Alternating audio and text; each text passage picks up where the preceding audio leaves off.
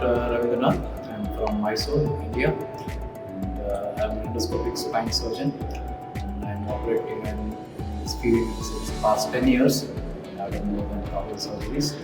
And what we did today here in MSR Medical College in Bangalore was a workshop where the delegates who came here treated lectures from the theory, and then we had a workshop where hands-on where we tried just on cadavers surgery as well as surgery as well. And it was a good learning experience for all of them.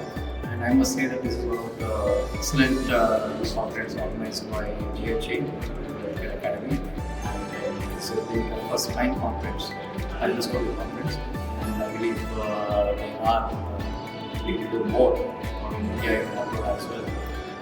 All the best in the future endeavors.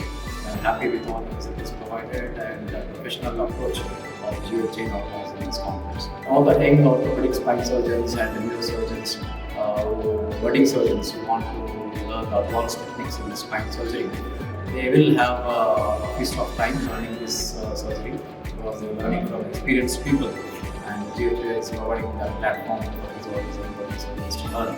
And I'm sure with their knowledge and experience what they gain from here, definitely put their skills into practice and learn how to be good endoscopic surgeons.